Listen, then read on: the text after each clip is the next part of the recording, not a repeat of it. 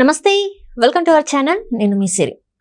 Hyderabad east జోన్లో పెట్టుబడులు పెట్టొచ్చా లేదా? ఎందుకంటే చాలా మందికి అనేక సందేహాలు ఉంటాయి. అంటే హైదరాబాద్ అనేది పెద్ద నగరం, మహానగరం. సో ఎక్కడ అంటే రియల్ ఎస్టేట్ రంగంలో ఎక్కడ పెట్టుబడులు పెడితే బాగుంటుంది ఏంటి? సో చాలా డౌట్స్ అయితే ఉంటాయి కదా. సో ఆ డౌట్స్ అన్ని నివృత్తి చేయడానికి మనతో పాటు ఉన్నారు డాక్టర్ నంది రామేశ్వరరావు గారు, founder and CEO of realtor oxygen. నమస్కారం సార్.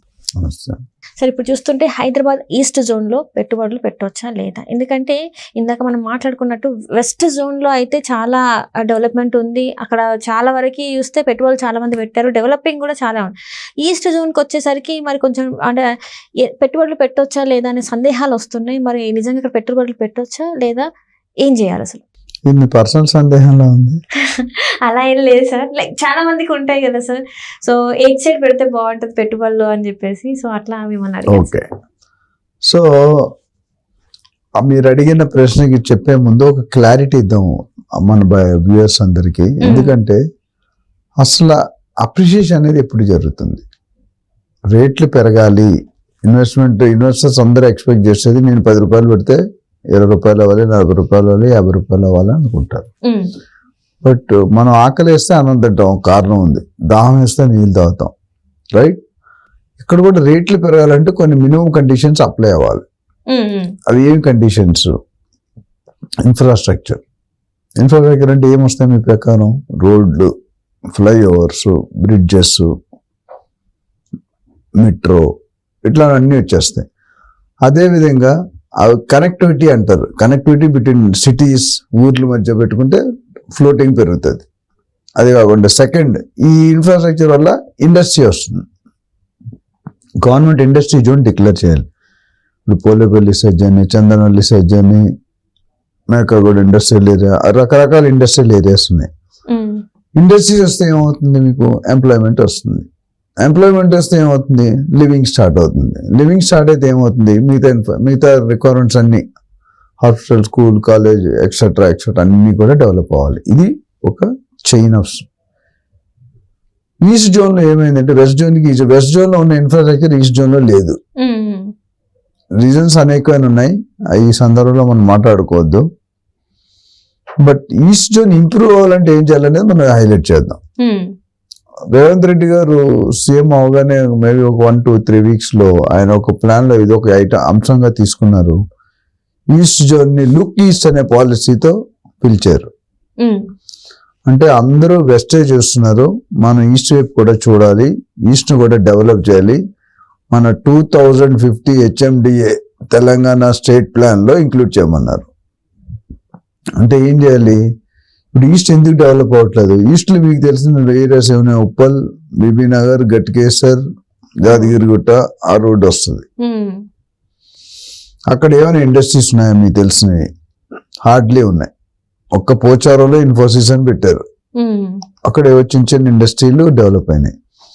యాదగిరిగుట్ట టెంపుల్ అనేది ఒక స్పాట్, బట్ టెంపుల్ చూడడానికి వచ్చిన వాళ్ళు ఎవరు అక్కడ స్టే చేయరు, దర్శనం చేసుకుని వెళ్ళిపోతారు అంతే. అది ఒక మంచిదే పని, ఎస్టేట్ గా అయింది కానీ, బట్ దానివల్ల రియల్ ఎస్టేట్ పెరగదు. నాకు తెలిసిన మిత్రులు చాలా మంది యాదగిరిగుట్ట, పాత యాదగిరిగుట్ట వేరు, కొత్తది వేరు. పాతది కిందకు ఉంటుంది, పైకి ఉంటుంది. సో 500 రూపాయలకి కొన్నారు ఒక 10-15 సంవత్సరాల క్రితం.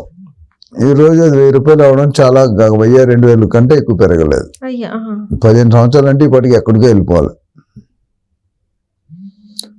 అదే సో ఈస్ట్ జోన్ పెరగాలంటే గవర్నమెంట్ దగ్గర నుండి యాక్షన్స్ ఉండాలి ఫస్ట్. అప్పుడు బిల్డర్స్ అందరూ అక్కడికి వెళ్తారు.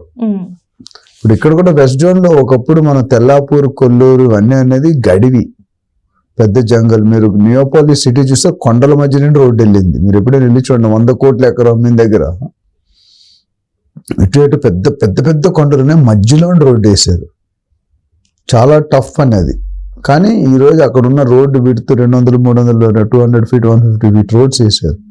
అందుకని ఈరోజు 100 కోట్లు ఒక కొద్దిగా ఆర్టిఫిషియల్ అయినా కొంతవరకు మీకు పెరిగింది రేట్లు. సో నేను ఈస్ట్ జోన్ లో పెరగాలంటే మాత్రం మీకు కావాల్సింది ఏంటంటే ఇన్ఫ్రాస్ట్రక్చర్ కావాలి. ఇన్ఫ్రాస్ట్రక్చర్ లేకపోతే రేట్లు పెరగదు. అంటే ఇప్పటి వరకు పెరగలేదంటారు. సో ముందు ముందు పెరగాలంటే మాత్రం ఇన్ఫ్రాస్ట్రక్చర్ పెరగాలి, వాటిని పెట్టుబడులని రప్పించాలని మీరు అంటున్నారు. అంతే. అయితే పెట్టుబడులు రప్పించాలంటే గవర్నమెంట్ దగ్గర ఫస్ట్ ఇనిషియేటివ్ జరగాలి. ఇండస్ట్రీ జోన్ కానీ, స్పోర్ట్స్ సిటీ కానీ, హెల్త్ సిటీ కానీ, శాటిలైట్ టౌన్షిప్స్ కానీ, మెట్రో కానీ, బ్రిడ్జెస్ కానీ. ఇప్పుడు ఒకప్పుడు నాగోల్ ఎల్బీ నగర్ అంటే ఏముండేది కాదు. నాగోల్ ఎల్బీ నగర్ పెద్ద సెంటర్ అయిపోయింది. ఒకప్పుడు కుక్కడపల్లి ఏముండేది, మియాపూర్ ఏముండేది, ఇప్పుడు మియాపూర్ పెద్ద సెంటర్. ఒకప్పుడు గచ్చిబౌలి ఏం లేదు, ఇప్పుడు ఈ రోజు గచ్చిబౌలి ఫైనాన్షియల్ డిస్ట్రిక్ట్. ఎక్కడెక్కడికో శంకరపల్లి, మోకిల అక్కడ దాకా వెళ్ళిపోతున్నాం మనం. కాబట్టి నేను చెప్పేది ఏంటంటే ఈస్ట్ జోన్ పెరగాలంటుంటే ఇంకొక నెక్స్ట్ మినిమం 10 years పడుతుంది. కాకపోతే అడ్వాంటేజ్ ఏంటంటే కొనుక్కున్న వాళ్ళు తక్కువ రేటు కొనుక్కోవచ్చు. ఇక్కడ ఏదైతే 30-40 వేలు దొరుకుతుందో వెస్ట్ జోన్ లో, అక్కడ 10,000 దొరుకుతుంది. బట్ అప్రిషియేషన్ కోసం they have to wait for at least 8 to 10 years. పెరుగుతుంది, డెఫినెట్ గా పెరుగుతుంది. ఈ గవర్నమెంట్ ఇప్పుడు గవర్నమెంట్ లో కొన్ని చెప్తే కొన్ని చేయరు, కొన్ని చేస్తారు. ఎలక్షన్ ముందు ఎన్నో చెప్తాం, ఎలక్షన్ అయ్యాక కొన్ని అమలు పరుస్తారు, కొన్ని అమలు పరుస్తారు. దానికి వేరే రీజన్స్ ఉండొచ్చు. వీళ్ళు చెప్పినట్టు చేస్తే కనుక డెఫినెట్ గా ఇప్పుడు ఈ సీఎం అయితే 5 years ఉంటారని మనం అనుకుందాం టర్మ్. ఈ 5 years లో ప్లాన్ రెడీ అయిపోతే, ప్లాన్లు ఏమేమి వస్తాయి రెడీ అయిపోతే, ఒకసారి డిక్లేర్ చేసాక రేట్లు స్లోగా పుంజుకుంటాయి.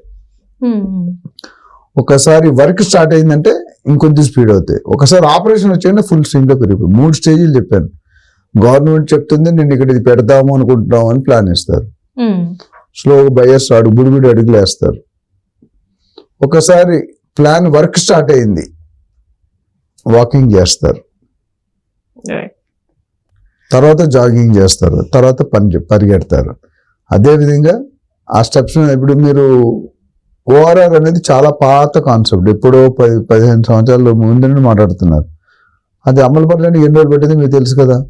ఓఆర్ఆర్ వస్తున్నాను రేటు పెరగడం స్టార్ట్ అయింది. ఈ రోజు ఓఆర్ఆర్ దగ్గర కొనుక్కోలేం, 1,50,000 2 లక్షలు చెప్తున్నారు. అదేవిధంగా ఈ సిటీ రావాలంటే నేను చెప్పిన ఈ అంశాలన్నీ infrastructure, industry, employment, sports city, health city, metro. ఇప్పుడు నిమ్స్ అనేది ఒక పెద్దది కడుతున్నారు అక్కడ, నిమ్స్ హాస్పిటల్. సో అలాంటి కొట్టినప్పుడు ఏమవుతుందంటే మనకి ఒకసారి హాస్పిటల్ పడింది, ఎన్ని బెడ్స్ ఉంటాయి, 500, 1,000, 2,000. అది క్యాటర్ చేయడానికి ఎన్నో మంది ఇండైరెక్ట్ ఎంప్లాయ్మెంట్ క్రియేట్ అవుతుంది. అలాగే ఇండస్ట్రీ జోన్ పడింది అనుకోండి, ఆ ఇండస్ట్రీలో ఎంప్లాయీస్ ఉంటారు. ఎంప్లాయీస్ అంటే మిగతా కార్యక్రమాలు అన్ని పెరుగుతాయి. అర్థమైందా మీకు?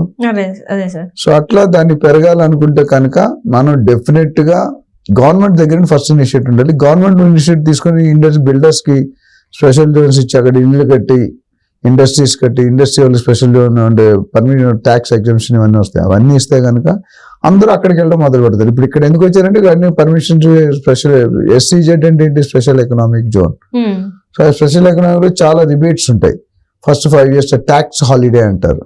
సో అలాంటి అక్కడ కూడా ఇంట్రొడ్యూస్ చేస్తే డెఫినెట్ గా అది ఇంకొక వెస్ట్ జోన్ అయిపోతుంది. ఇప్పుడు ఈస్ట్ అంటున్నాం కానీ తర్వాత లుక్ ఈస్ట్ అనేది అంటే ఓన్లీ పేపర్ మీద కూడా రాలేదు, ఓవరాల్ గా చెప్పారు. ప్లాన్ లోకి రావాలి, బడ్జెట్ శాంక్షన్ చేయాలి, వర్క్ స్టార్ట్ అవ్వాలి, కంప్లీట్ అవ్వాలి. ఈ లోపల ఎవరు ఉంటారు, ఎవరు పోతారు అనేది ఎవ్వరికీ తెలియదు. Right sir, right. Thank you so much sir. Thank you.